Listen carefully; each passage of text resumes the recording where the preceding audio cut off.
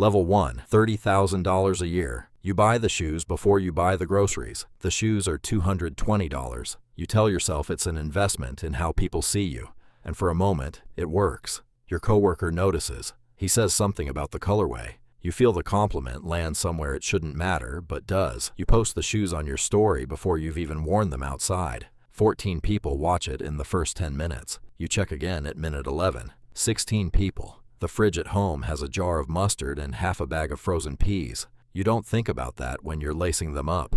You put $40 of gas in a car with a check engine light that's been on since March. You tell yourself the light means nothing specific. The way you tell yourself the shoes mean something specific. Your card gets declined at a bar buying a round for people you've known for 4 months. You laugh it off, blame the app, step outside, transfer money between accounts that don't have money to give each other. You come back in and buy the round anyway, on a different card, the one with the balance you don't check. Somebody asks what you do for work. You answer with your job title stretched a little longer than it actually is. You don't lie exactly. You just let the silence after the sentence do the exaggerating for you. You go home and count what's left. $340 until Friday. You don't feel behind. You feel like you're auditioning for a life you haven't been cast in yet, and the shoes were the callback. Level 2, $80,000 a year. The car changes. Not new, but newer. Financed at 9.9% over 72 months. A payment of $410 a month that you don't say out loud when people ask what you drive. You just say the model. The model does the talking. You start going to a gym that costs $180 a month because the equipment looks better in mirrors, and the mirrors are everywhere. You buy a watch, not the top of the line, but a name people recognize from 12 feet away, which is the only distance that matters. $1,900 on a card, paid down over 8 months in minimums that cost you $340 in interest you never calculate. You start tagging locations, not because the place matters, because the pin does. A rooftop bar, a steakhouse, a gym at 6 a.m. with the sunrise angled just right. 41 likes. You check again at the 20-minute mark. 53. Somebody comments a fire emoji and you feel it in your chest like a small electrical charge. Your savings account has $1,200 in it. It has had roughly $1,200 in it for 11 months, moving up and down inside a narrow band, never crossing $1,500, never dropping below $900. You don't notice the band. You notice the watch catching light in the mirror at the gym. Level 3, $250,000 a year. You buy the car outright now or close to it. A $9,000 down payment on something German, financed at a rate that feels responsible because you Googled it first. You start wearing brands nobody who isn't looking for them would recognize. This is the shift, though you don't clock it as a shift. The logo gets smaller. The price gets bigger. You stop posting the gym. You start posting the trip. Turks and Caicos, 4 nights, $3,100, captioned with a single lowercase word that implies you do this often. You do not do this often. This is the first time. Somebody from high school comments asking how you afford it. You don't answer the comment. You let it sit there, unanswered, doing its work. Your 401k has $61,000 in it, mostly from a match you didn't choose, contributed automatically before you ever see the number. You could tell people this number. It's a better number than the trip. Structurally, mathematically, you don't mention it once. Nobody photographs a 401k statement. Level 4, $750,000 a year. You buy the house.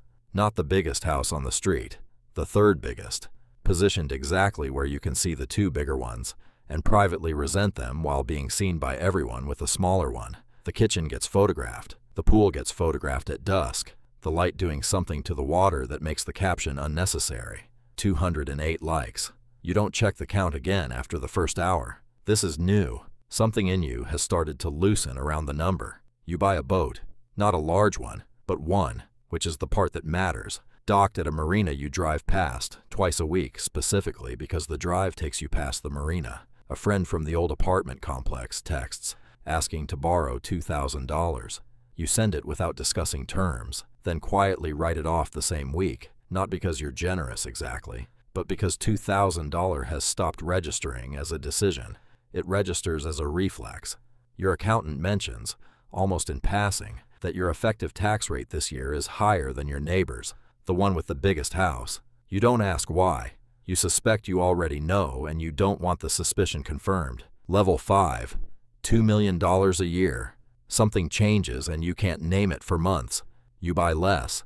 Not because you can't afford more. You can afford considerably more than you're spending.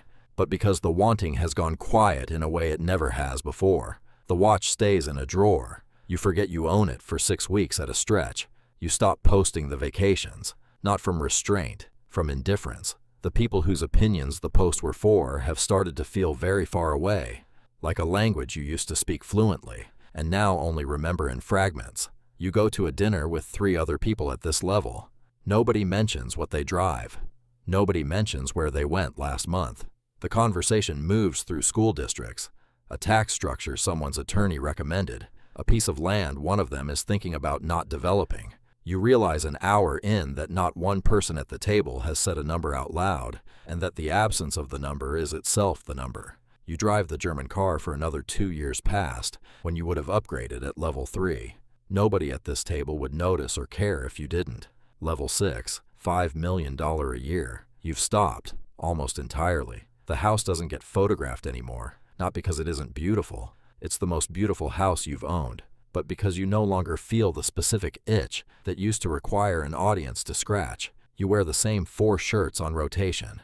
Nobody has ever once commented on them, and you've noticed you no longer wonder if they will.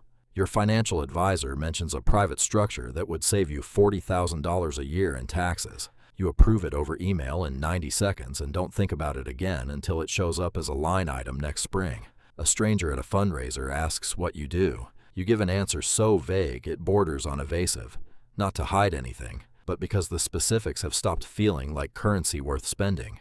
You watch a younger man at the same fundraiser describe his new watch to 3 people who are only half listening, and you recognize the exact posture, the exact cadence, because it used to be yours at $80,000, and something close to affection moves through you, not judgment, recognition. You know exactly what he's building and exactly what it costs, and you don't say a word, because the thing he's chasing only works if nobody tells him it stops mattering. You drive home in the same car you've had for 4 years. Nobody photographs it. Nobody needs to. Somewhere tonight, someone is standing in front of a mirror at $30,000 a year, lacing up shoes that cost more than what's in their fridge, checking a screen at minute 11 to see if the number moved. It moved. 16 people. It felt like something. It was something, just not the thing they thought it was. They'll spend the next decade finding that out the way everyone does. One purchase, one caption, one quiet dinner at a time, until the wanting itself goes quiet and nobody photographs the silence either.